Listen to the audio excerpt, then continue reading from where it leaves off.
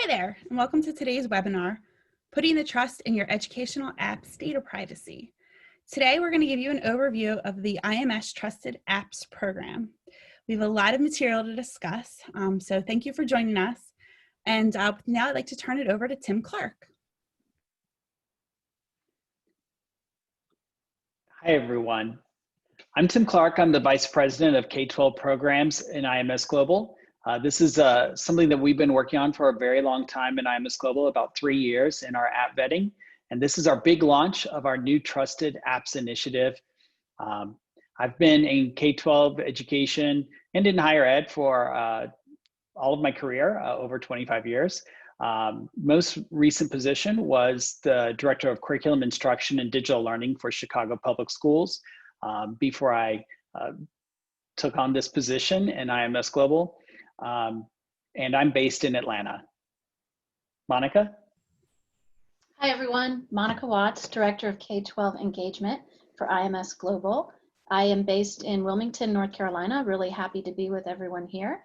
I work specifically with the K-12 districts as they're mapping their ecosystem and the future of their ecosystem. Thanks, Tim. Hello, everyone. My name is Kevin Lewis. I am the project manager for our Trusted Apps program here. Did a lot of work with privacy and data security with Houston ISD, and am excited to be working with both our higher ed and our K-12 community, and I am based out of Houston, Texas. Well, good morning. I'm Jeff McCoy. I'm the Associate Superintendent for Academics here in Greenville County Schools, South Carolina. I've been in this role about 5 years now and have spent my entire career here in Greenville, both on the technology side and now on the academic side. Good morning, everyone. My name is Kate Crawford. I'm the Director of Digital Learning and Media Services for Fayette County Public Schools, just south of Atlanta in the metro Atlanta area. And we've been IMS Global members for, well, going on our 5th year now, and I'm just excited to be here today.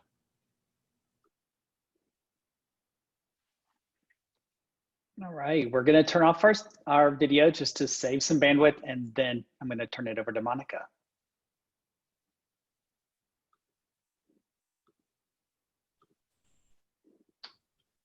Great, thanks, Tim.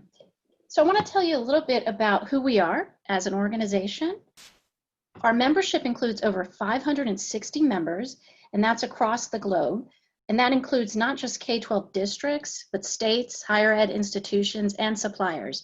So we're very unique in that we really understand the industry that we're in. And we're here to realize your objectives. We provide the tools and guidance that you need to scale your digital transformation. And our standards really enable easy integration, allowing more time for what we really want to do, which is the teaching and learning process. So we're working together with you to create a roadmap for the future of your ecosystem. And we're also committed to supporting your priorities.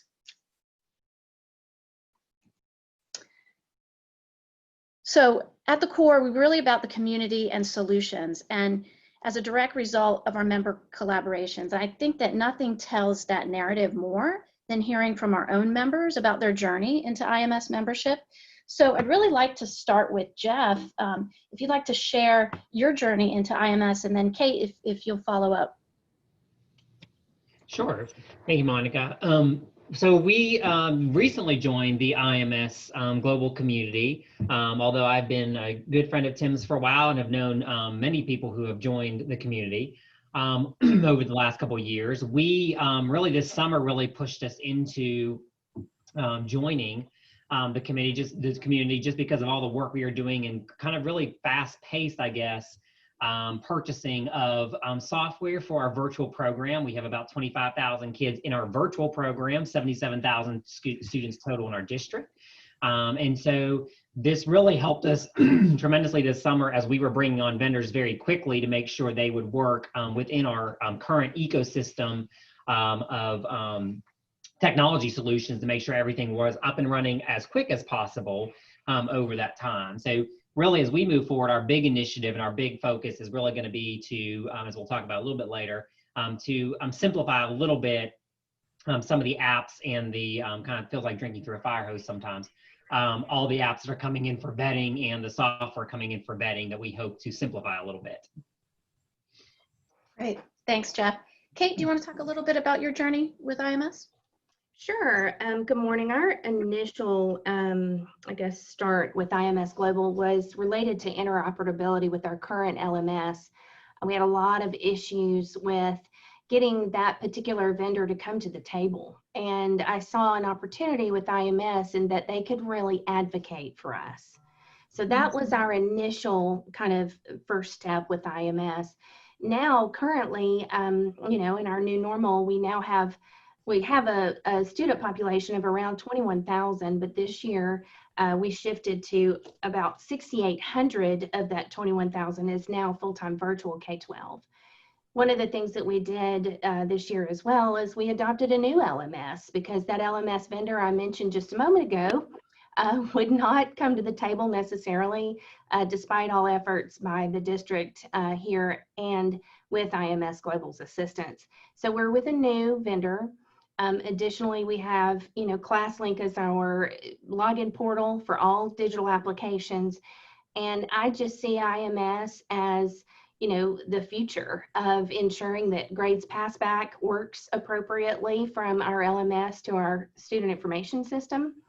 Additionally, you know, they're our partner when we stop and talk about the ensuring vendors are paying attention to the needs of K-12. I know I teach for Kennesaw State as well, so I can speak to the higher ed piece of this just a little bit, but it is really important moving forward, the different standards that IMS Global is working on, and one of those being the case standards, which will help the interoperability of our standards pass to our student information system. So standards reporting, of course, if you're in K-12, that is a hot topic. So that's kind of where we are. Excellent. Great. Thank you, Kate.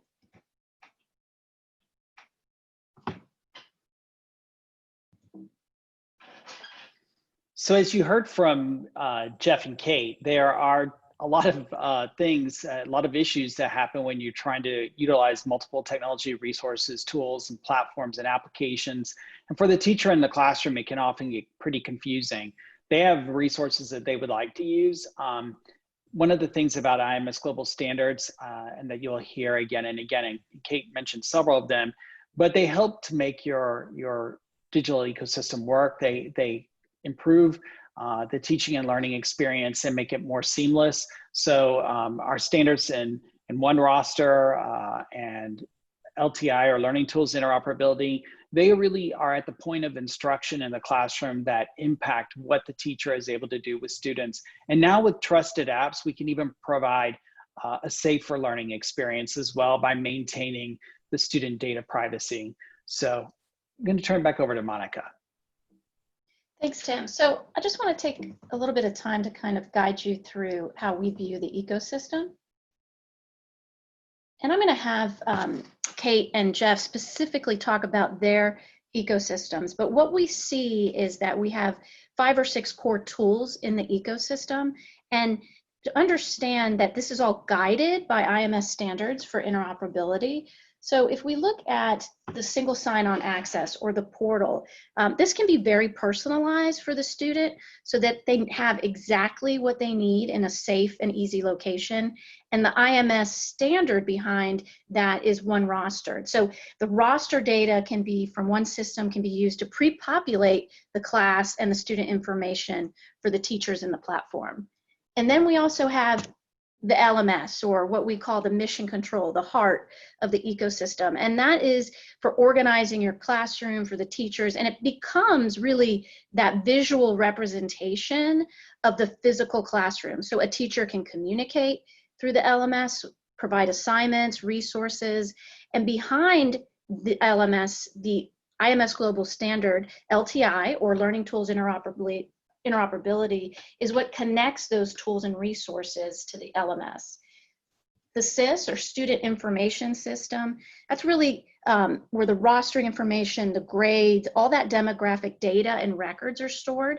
And so we're able to safely and securely send information back and forth using IMS standards between those platforms. So we're really improving opportunities for the core, which is to get to the teaching and learning as well.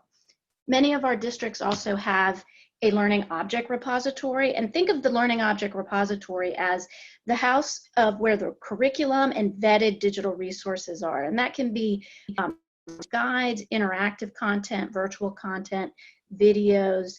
What's really convenient is using standards with IMS like OneRoster is we can really pinpoint and provide the exact digital resources for the student and the correct resources.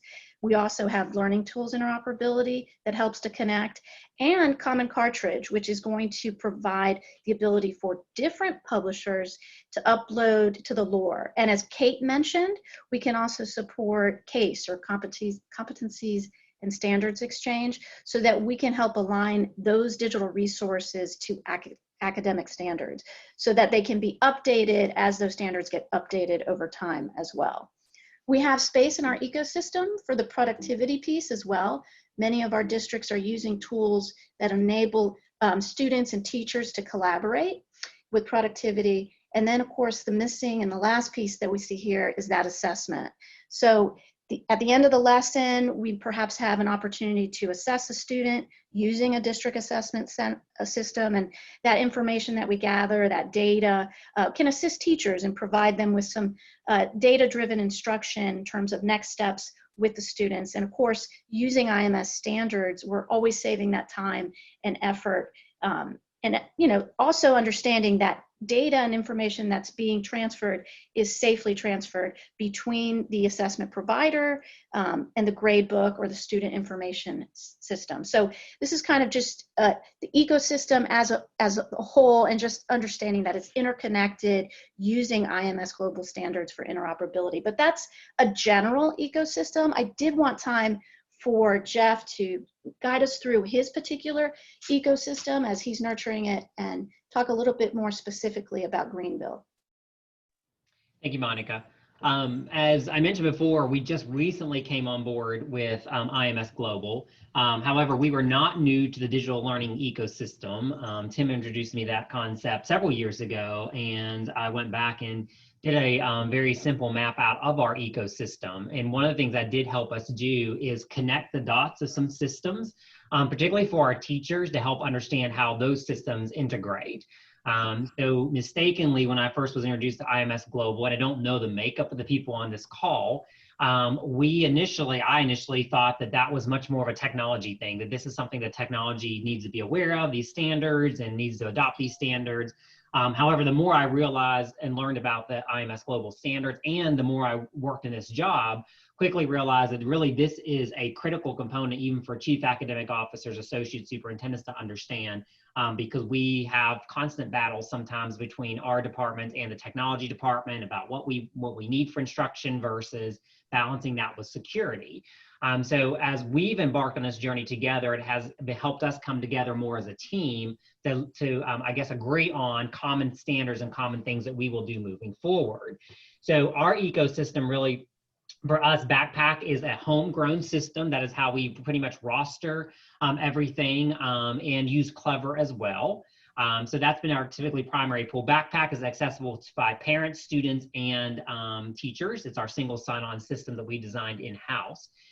For our LMS, we have our really Google Classroom is our primary one for grades 2 through 12, and Seesaw for our young grades K1 and kindergarten and first grade.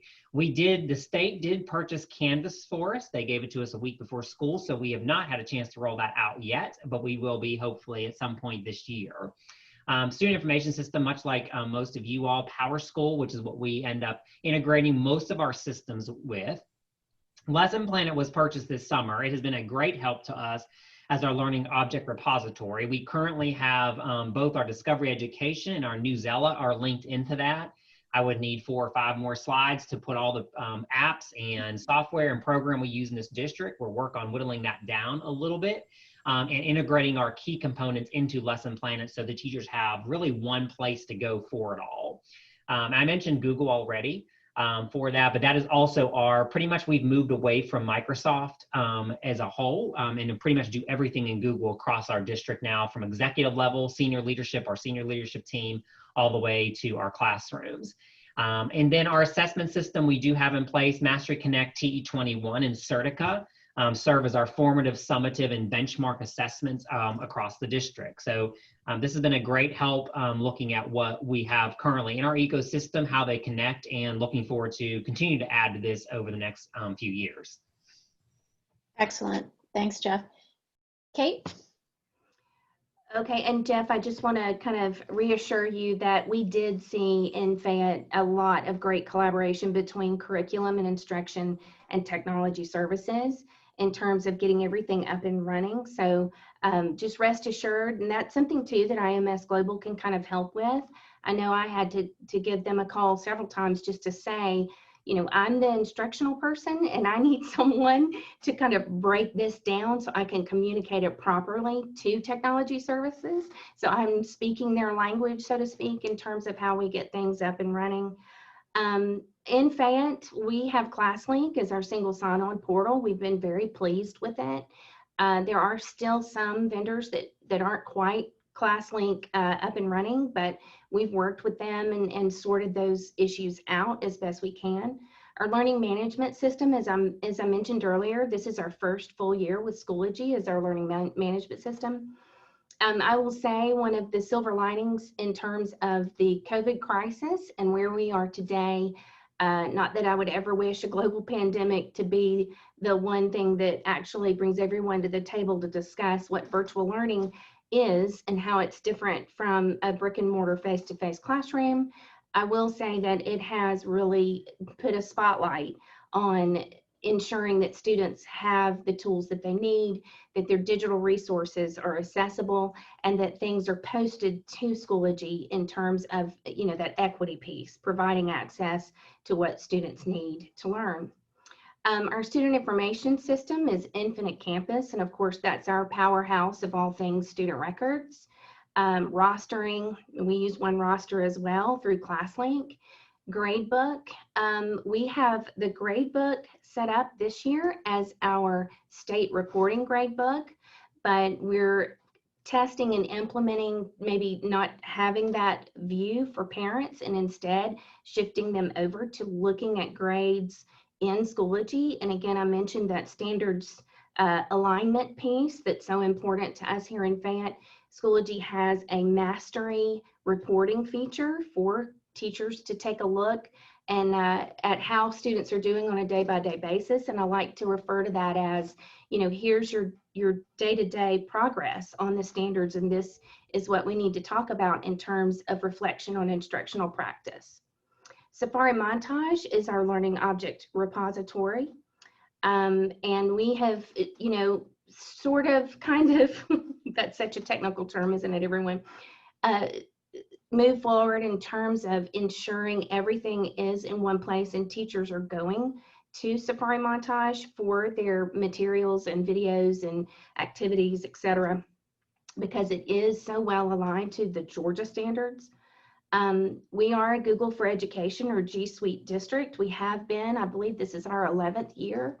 And that is, of course, another important and vital piece for teachers and students in terms of that communication piece, collaboration, a lot of use, especially this year in terms of how information is presented within the LMS. We're, you know, most often telling teachers to embed a Google presentation so that you can edit within Google Drive, and then of course the LMS automatically updates.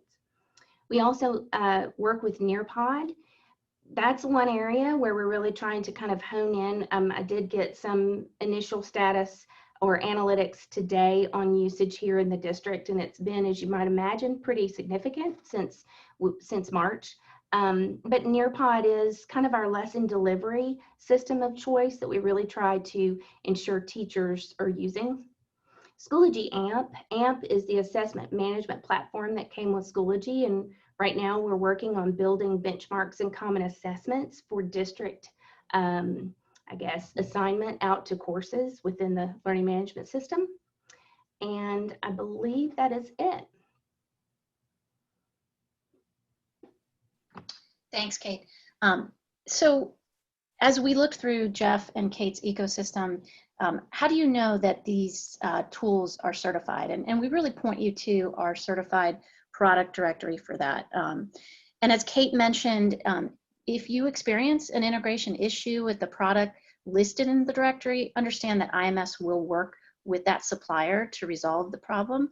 We're really guaranteeing that it meets IMS standards, and if the product is not listed here, it is either not passed IMS testing or its certification has expired. Tim's gonna demo the actual product directory shortly, but we just wanted to remind you that if you're looking for your ecosystem tools to see if they're certified, we remind you to look in the IMS product directory for that.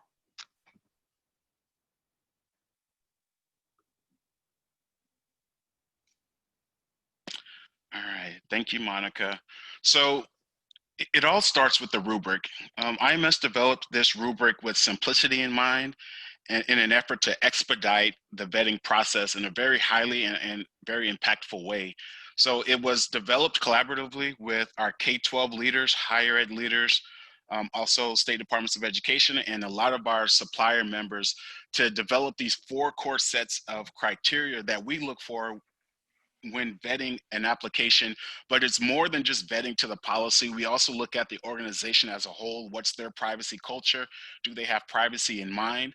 And so we look at these 4 core sets of data collection, security, third party, who are your third parties and what data do they have access to?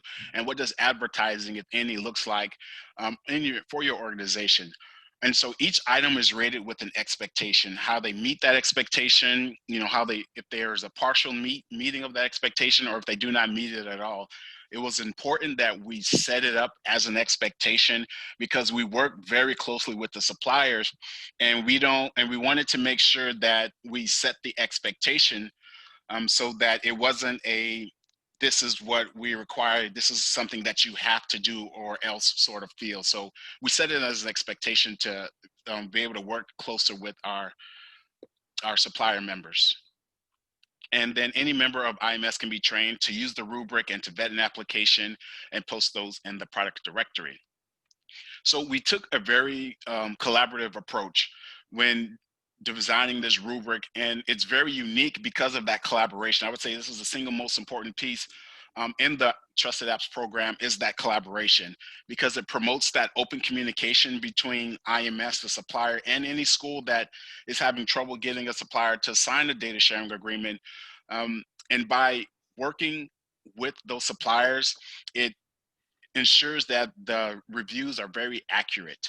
And so if we see an issue in the privacy policy that does not meet the expectation or partially meets the expectation, we work with that supplier to either help get there or clarify an issue in the policy that we just didn't quite understand or just wasn't there. So with that, we try to also promote that transparency with what we learn from the suppliers as to why they can and cannot do certain things. We share that with our schools, and vice versa. We share what our schools are saying with our suppliers, because that open transparency and that communication helps the program and helps the privacy, I would say, ecosystem go a lot smoother and quicker in most cases.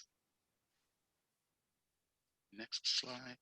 So any IMS member can vet a product. You have to have a login to vet any one of the products. You can see the reports as well. Products are reviewed before posting. We never post a product before we've had communication with that supplier. So any reviews that have been conducted has to go through the supplier to make sure that we are accurately reflecting what their privacy practices are. Now, we do give them 15 days to reply. So I'll do 15 days, which is 3 work weeks, to reply to my initial communication, in which I follow up with the second communication and then a third and final communication. If there's no reply after those 15 days, those 3 weeks, then we do post those reviews, but typically we do get something rather quickly back in mind. And so reviews are valid for 1 year. Every year I go through and we do a re-review of that. If the policies have changed, we'll do a re-review of those policies and certify for their privacy. All right. So thank you so much, Kevin, and thank you for all of your hard work in this process over this time. So one of the things that we're launching today is our new TrustEd Apps Data Privacy Seal. And this certifies that an institution or a supplier is successfully certified and trained in our data privacy rubric and the use of it for vetting applications. So both suppliers and educational institutions can achieve the seal, and here's how you go about doing that. One of the things that we're requesting from educational institutions is to seek out suppliers that have the IMS Data Privacy Seal and require that they achieve the seal before that you actually procure it, and then include the requirement in your contracts and requests for proposals or RFPs for the data privacy seal as well. The certification requirements for educational institutions, it only has to be one person from an institution. So I know that many districts might just have one person who fulfills the role of vetting applications. The institution has to be a contributing member of IMS Global, and they will complete an online or an individual training in the IMS Apps vetting process, TrustEd Apps vetting process with the use of the rubric. That person will review an application independently using the TrustEd Apps vetting process and the rubric, and we will review those results and give them feedback. And then we're just asking that you collaborate with IMS Global to resolve any issues that you may see in the process. Remember that we're constantly improving everything that we do on IMS, our standards, our collaboration. So we really value that feedback. We intend to continue to grow the rubric and to make it even more powerful over time. So we're just asking for that continued support and that work from our institutions. Once you've achieved the seal as an institutional member, you can post it on your website, in any kinds of other documentation to show that you are an institution that utilizes TrustEd Apps. For suppliers, they also can achieve the seal, and it shows that they are certified in data privacy. You need to be, as a supplier, you need to be an IMS contributing member, an affiliate member, or a TrustEd Apps Alliance member. You will submit your app for review, and an IMS staff member will review it using the rubric. And it has to either meet expectations in all areas of the rubric or meet expectations with reservations, and any of those reservations will be addressed. If there are any areas in the rubric where that your application does not meet the criteria, then you will have to correct it or you will not be able to achieve the seal. You can complete an online or individual training where, depending on your level of membership, and an IMS staff member will lead you through the process. Then finally, you complete a self-assessment to ensure that your application meets the data privacy criteria that's set forth in the rubric, and that your application actually does meet all of those expectations. And then you'll collaborate with IMS staff to resolve any issues that may show up in the process. Again, we're happy to work with suppliers in this work. So let's go ahead and just quickly check it out and see what this looks like inside IMS. So I'm going to go ahead and go to the product directory. And if you just hover over to the IMS Global website, under certified products, I'm going to go to the product directory. And many of you might have been here before. You can see all of the applications that are in IMS. The ones that are in blue are current members of IMS. You can see the standards that they've been certified in. You could also refine your search. And since we're talking about app vetting, I'm going to go ahead and search for an application. You can see that these applications are not members of IMS. They're in this gray shade. It doesn't have any active certifications, but we can review the vetted results now. Now, to look at the vetting results, you have to be an IMS member. I clicked on that. I logged into the website. If you don't have your IMS credentials and you're part of an organization, a supplier, or institution that is an IMS member, you can request to have those login credentials. And so I can see that this application, ABC Mouse, has been vetted by Kevin Lewis. And I can also look at the detailed results. And I would see all of the vetting that happens over time. So I'm going to go ahead and look at the vetting results. And here I can see the regulatory compliance and whether or not the application meets those criteria. Then I have some aggregated results from the rubric, and I can see in those 4 areas, the data collection, security, third-party data, and advertising, how ABC Mouse scored in those areas of the rubric. And then scrolling down, I can see that there are several areas where ABC Mouse met the criteria. There were some that were partially met, and when I hover over there, I can actually see what those concerns may have been. And then I can also see that there are some areas where they didn't meet the criteria. So in this case, this application would not qualify for our data privacy certification and would not be able to achieve the seal. Now, Kevin is happy to work with all of these applications and the rest of us in IMS to help them address any of these concerns in order to improve their score. Let's look at another application.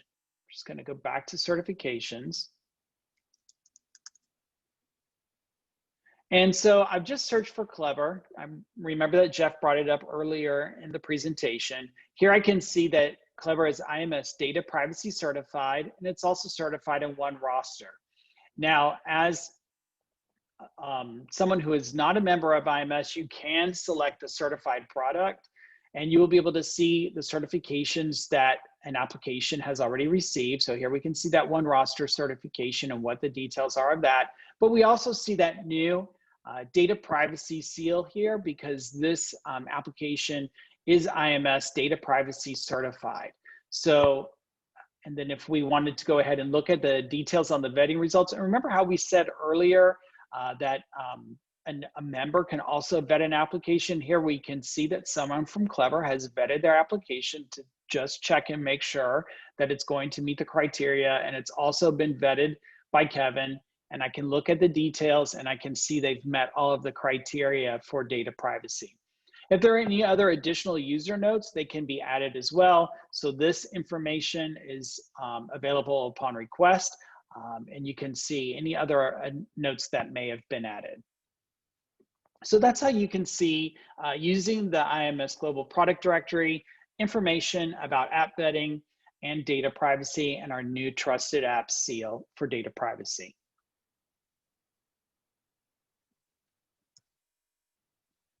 All right, we'd like to turn it all over to our panelists and also our attendees and ask if you have any questions.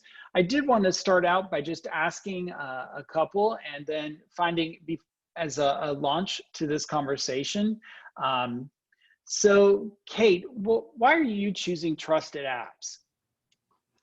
Well, one of the things that we talk about a lot is just helping our teachers go through, a vetting process on their own. And I've looked and looked and looked and even tried at one point to keep up a pretty extensive list of apps and resources I knew teachers were interested in here in the district. But then I also provided information in terms of usage, what the age requirements were, and then of course the data privacy piece. As you might imagine, that's hard for the district to keep up with.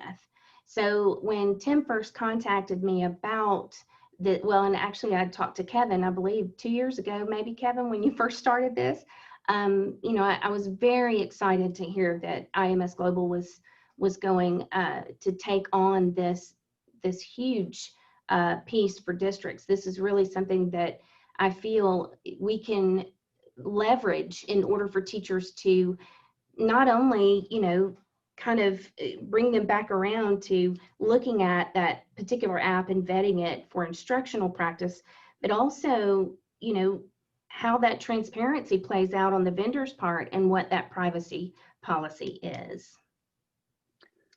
Thanks for that, Kate. Jeff, what experiences have you had that make Trusted Apps relevant in your district? So for us, similar, certainly to Kate, we have struggled with the onslaught of apps and software from, we have about 100 school locations, 6,000 teachers. And so we have a process in place, but that process is not working for us. And so our technology department is about 6 months behind on vetting those apps for security and technology and all of those things. And so when this was first introduced to us, we decided to take a look at this to see if they could, even if it wasn't vetting everything, that we to at least do a partnership where we could check certain things off the list as already done by IMS Global. Certainly when we looked at the rubric and we looked at the things they're evaluating, we evaluate much of the same things for our apps and stuff as well. So we are kind of just looking to see what could we take off, and then, you know, if somebody submits an app or a software, we only have to look for maybe, like, say 2 things and get a data share agreement signed versus looking for 15 things that we normally might take, you know, several weeks to do per app or per software. So we're hoping in the long term it's going to save us some time, ultimately some staff resources as well. Tim and panel, thank you very much. We do have some questions from the audience that I'd like to get to. So I'm just going to throw them out. Are all apps vetted by IMS staff in addition to members vetting?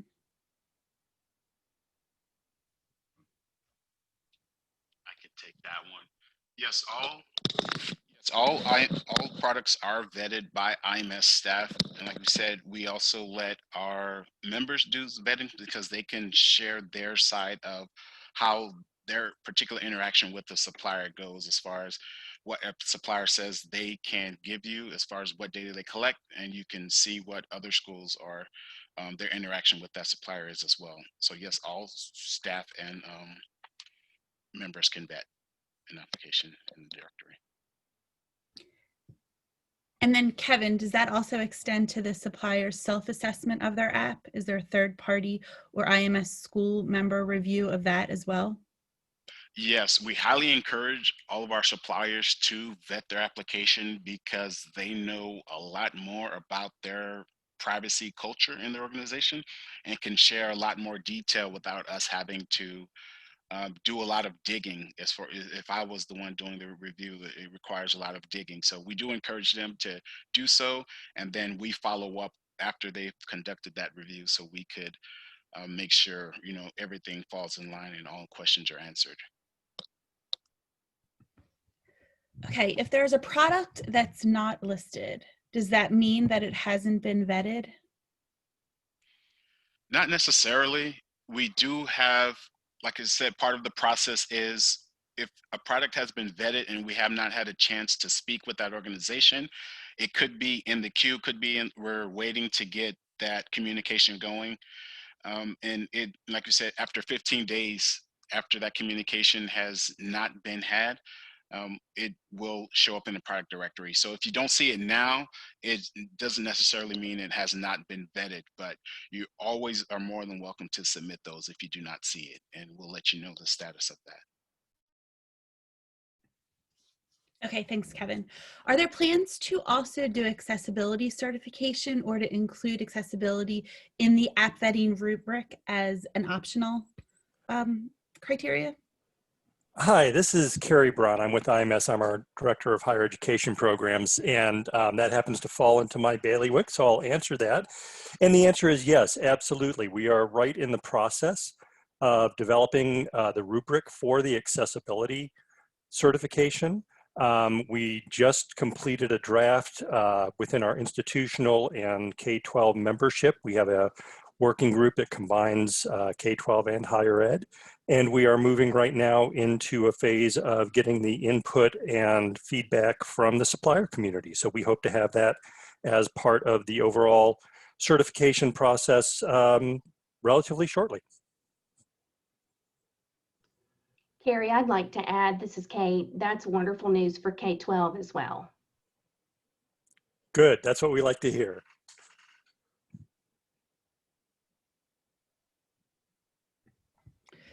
Okay, so if I'm an IMS member and I have a login, how do teachers get to view the vetted apps? in the product directory? This is something that we are working on now. It's a new, and we would love to have more participation in this work. We are building out, and just beginning the gathering the technical requirements on it. We're building out a dashboard that teachers will be able to access, where teachers in districts that are willing to do this would be able to pull the information from the product directory in a teacher-friendly format, so that they would be able to view the vetting that's been taking place. It's something that both Jeff and Kate have talked about, because they would like to have their teachers more engaged in this as a learning process, to see the vetting that's there, to see the results, and then they might see that, oh, this might not be a good application for me to use with my students for a particular purpose, for a particular reason. But then also, if the application doesn't exist in the directory, or if they think it should be re-vetted, to go ahead and submit that. So it's something that we're working on right now, and we hope to have something in place by early 2021 to begin that work.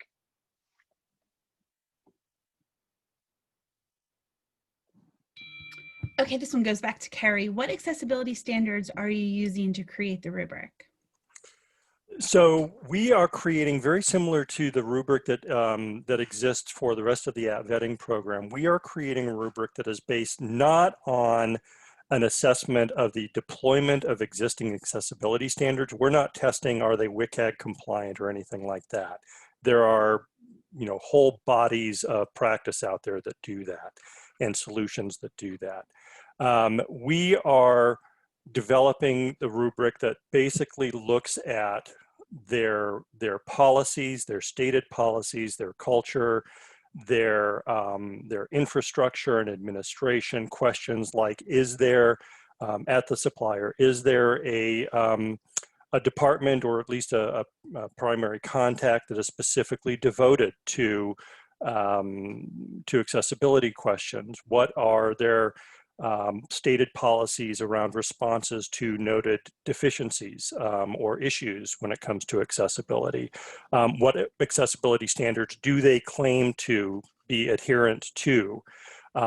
So that's the focus of the rubric, and like I said, we're not in the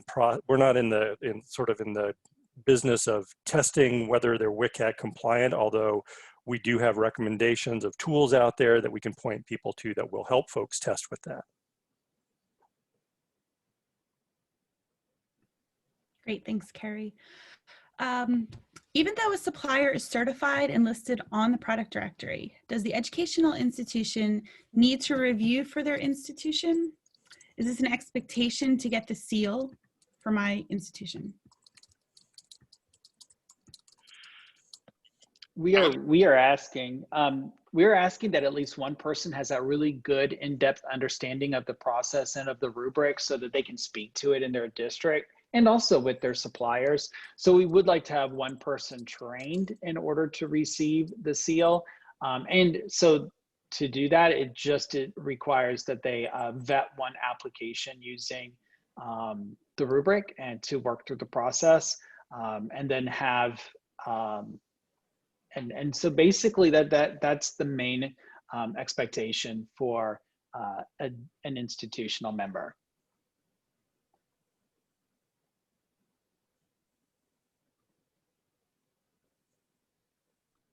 Okay.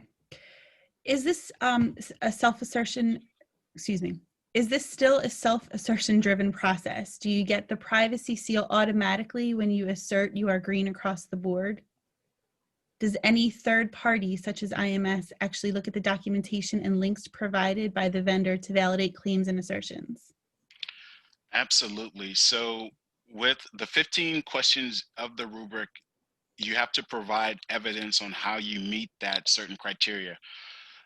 We work, if a supplier submits an application for the seal and they are stating that they're green across the board, they meet all of the expectations of the rubric and they've supplied evidence, IMS staff gets a notification of the application, and then it gets reviewed.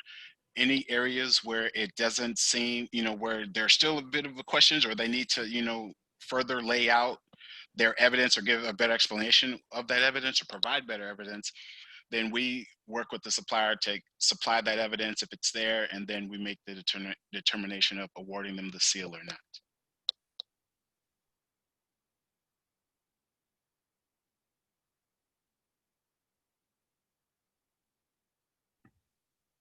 Is there a method for vendors to address potential deficiencies or gaps raised in member assessments to ensure accuracy?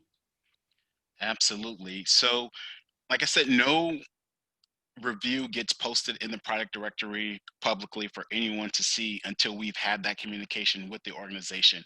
So you shouldn't see any deficiencies because we've worked with you and you've given us the green light to place it publicly in the product directory. If it is a case where we don't agree, which we haven't had many or many at all, where there was a disagreement between myself and a supplier, if there is any sort of disagreement, we do work through, exactly what it means to meet that expectation and how we got there. But it's a very collaborative approach. So any deficiencies are addressed, and it's part of that collaboration process of the Trusted Apps program. Kevin, is IMS testing against a deployed app to see if vendor statements are accurate? Testing against a deployed app to see if vendor, yes. So we definitely check. We don't, like I said, any supplier submitted review does not automatically get posted.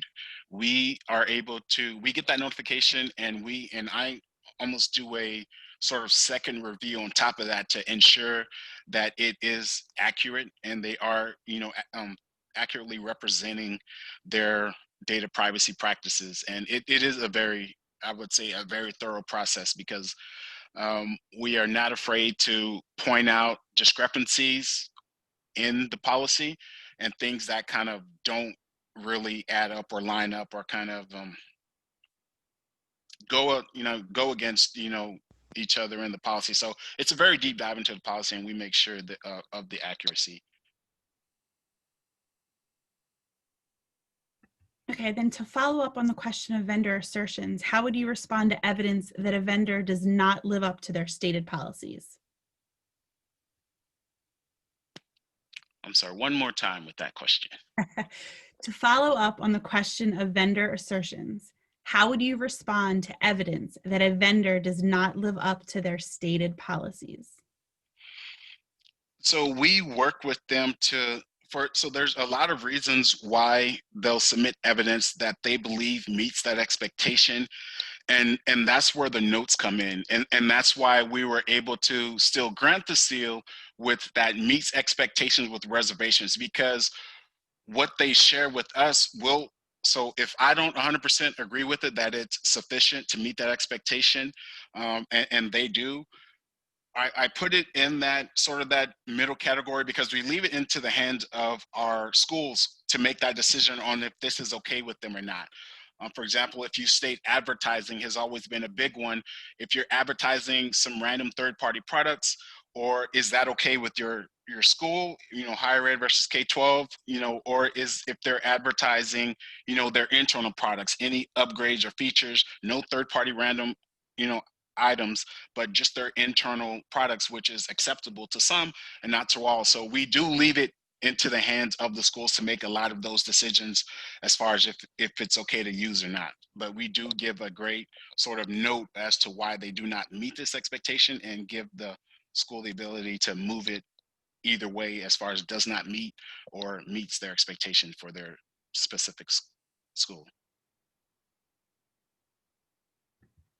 Okay, are there plans to keep track of HECVAT, SOC type 1 or type 2 status? It would be helpful to know quickly whether they have those steps completed, similar to GDPR compliance. Yes, we are working very closely with Educause right now around sort of collaboration between app vetting and HECVAT. On the higher education side, one of the pieces of feedback we've had from educational institutions is that the current Trusted Apps rubric is a great start. It's a great foundation, but that it's not quite robust enough for some of the higher education institutional needs. And so they're still finding that they need to go out and utilize the HECVAT. The HECVAT, for those of you who aren't familiar with it, is a very lengthy, very comprehensive, to use a nice word, questionnaire that suppliers need to fill out around privacy and data security. The general feedback out there in the community that Educause is certainly aware of is that it's great, but it's also extraordinarily cumbersome. It is extremely comprehensive. And so we're working with Educause to see if we can find a good middle ground where we incorporate enough of the elements of the HECVAT, starting essentially with the HECVAT Lite and kind of trimming from there, to be able to enhance and create sort of a more robust set of security questions for the rubric, but then, you know, sort of acknowledging that institutions will still want to or need to potentially dive into the HECVAT to meet specific requirements that they may be looking for, or analyze specific elements of the security structure that they may be looking for. So the short answer is yes, we're working with Educause right now to coordinate between the work we're doing and the HECVAT. Great, okay. Another question, I'm curious about platforms that allow districts or teachers add in additional applications. I don't think I should assume that if Clever is certified, for example, all the apps in the Clever library are certified as well, right? Or should I? Correct. So all of those apps that are third parties to Clever, so their certification only applies to how Clever handles data and their security their privacy practices, not any of the applications that use Clever.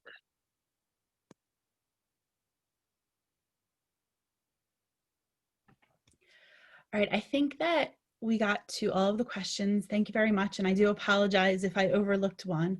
Tim, I think you have some closing remarks.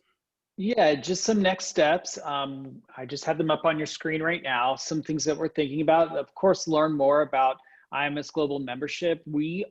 I think what really makes us unique is that we are working with suppliers as well as institutions, and those institutions are from K-12, higher ed, as well as state agencies, working together to tackle a lot of these interoperability issues, and of course, these issues about ensuring that we have trusted apps. So to learn more about trusted apps, just go to www.trustedapps.org, and that will redirect you to our IMS website, where then you can access the link to the data privacy certification documentation and the rubric, and all of our work is open to anyone to be able to access.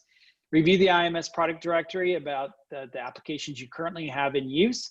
Feel free to access it if you are looking at additional applications to bring into your district. And then of course, require IMS certification. It's that guarantee, or at least a good first solid assurance for your district that you are getting applications that are going to work and meet the needs of your teachers and your students. And finally, just another thing you can do is contact us. So I've included our contact information there on the screen, as well as our email addresses. So feel free to reach out to us if you have additional questions, if some things were not answered, and if you had some other questions for another member of the team, such as Gary in higher ed or anyone else, go ahead and you can contact us as well, and we can redirect you to the right people to help you with addressing any of your concerns. But we want to thank all of you so much for attending, and also a big thank you to Jeff and Kate as well for taking the time out of their busy days to spend time with us and to discuss trusted apps. Great, thank you everyone. And we will make the recording and the slides from the session available to you. You'll receive a follow-up email on how to access that. So once again, thank you for joining us and have a great day.